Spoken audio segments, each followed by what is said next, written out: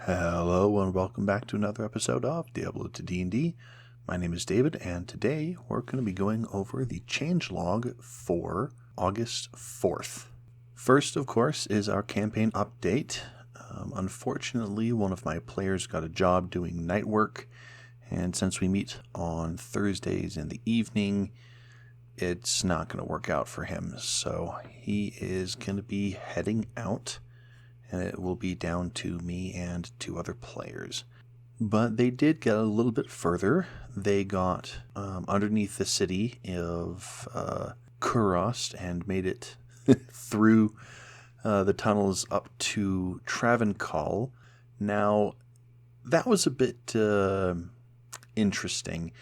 The necromancer teleported behind the guards that were there guarding the entrance into the sewers under Travancore and cast fear on the 6 guards that were there, 4 zealots and 2 cantors, 2 healers. 5 of them failed, and then the paladin just knocked the one that succeeded into the water and just beat on him until he was nearly dead.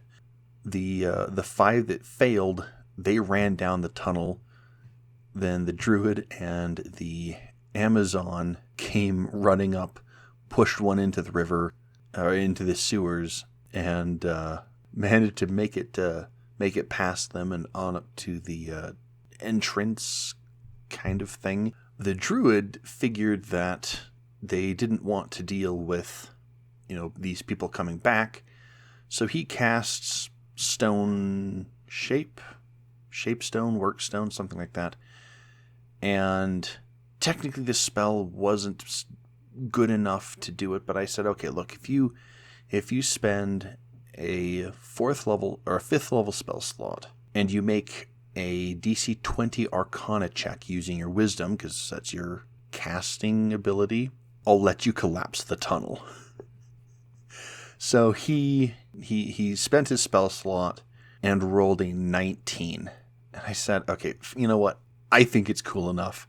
How do you want to do this? So the magic goes out and up and finds a weakness in the tunnel ceiling and cracks it and breaks the stone, and it all comes tumbling down. And they can see daylight up through, or not daylight, they can see the sky up through the hole, but it's a collapsed, ceiling.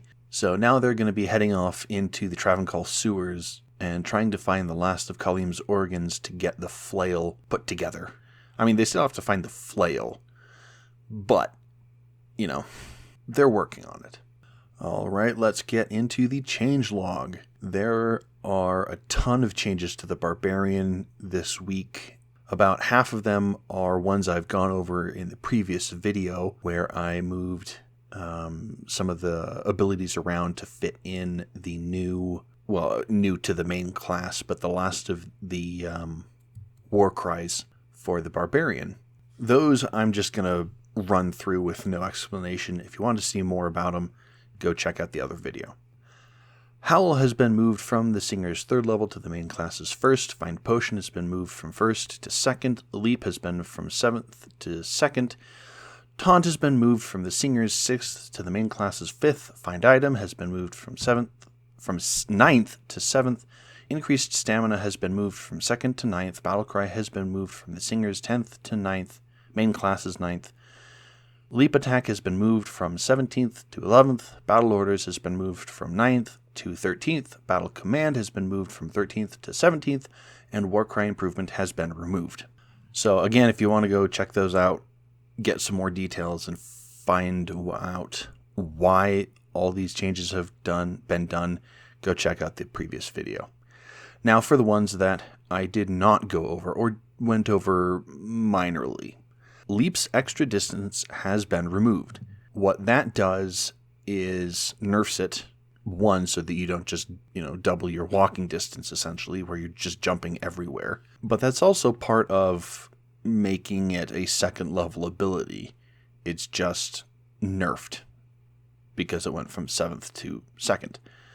Increased stamina now prevents you from becoming exhausted by non-magical means except through lack of food, water, or rest, and losing a level of exhaustion on a short rest is no longer limited to once per long rest. Increased stamina got bumped from 2nd to 9th level, so I gave it a pretty big boost. And at the end of the previous video, I kind of go over why it's actually pretty nice as a tie-in with the 20th level ability, Natural Resistance. Grimward's DC is now set by your Charisma instead of Wisdom. This is an effort to push the Barbarian into a Charisma class rather than a Wisdom class. And I think it kind of makes sense more, but I could see it go either way. Fighting style now allows you to change which fighting style you have on any level up, not just levels where you gain an ASI. It just makes it nicer. Once I start including, like pushing it out to the 2024 balancing, this will allow you to take a couple different fighting styles and then see if you want to pick up, say, throne fighting style at level 3 and pick up the throwing Barbarian as your subclass. Howl now clarifies that creatures that succeed the save are immune to your Howl, not just the Howl ability from other Barbarians as well. This was one thing that I had a bit of trouble on. Some monster abilities say that you are immune to all of them, some of them don't. I think the Yeti says that you can still be affected by each other or by another Yeti's ability. So just clarifying that there. Increased speed now gives disadvantage whenever you take the dash action, not just on your turn. This is just honestly cutting down a couple of words. Not that it makes it too much of a difference, because you're not going to be dashing on someone else's turn very often, but Grimward's saving throw is now Wisdom instead of Charisma. This is to bring it in line with typical Wisdom or typical fear effects, because that's what Wisdom does, protects you from fear instead of Charisma. And lastly, Berserk now removes spellcasting while under its effects, and its limitations on reactions and dexterity ability checks and saving throws are removed. This is just kind of streamline it a little bit. Also, it just kind of makes sense because you're going Berserk. This is kind of the D&D Barbarian's Rage ability at 14th level. So removing spellcasting kind of feels right. The limitations on reactions and dexterity ability checks and saving throws seemed to be a little too much.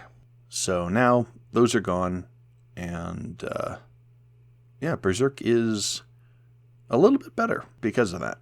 I am considering making it that instead of your auto fail on intelligence ability checks and saving throws, you just have disadvantage, but I don't know.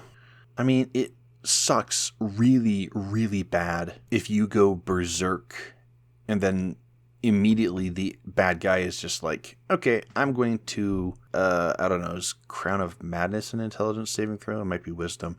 But anyway, I'm going to do something that challenges your Wisdom saving throws, or your intelligence saving throws, and suddenly you automatically fail, and that's it. And you're punished for doing what you're doing. Meh. I mean, granted, that's kind of the risk-reward of Berserk, is that you get an incredible offensive ability, but you have ridiculously bad defensive abilities. Anyway, play it at your own games, and give me some feedback. All right, I'm going to end there. You can contact me at XenosFan2, that is XENOZFAN2, on Blue Sky and Reddit. And you can contact the channel directly at Diablo TODND on Blue Sky and YouTube. Thank you much for watching, and I will see you in the next one. Have a good whatever.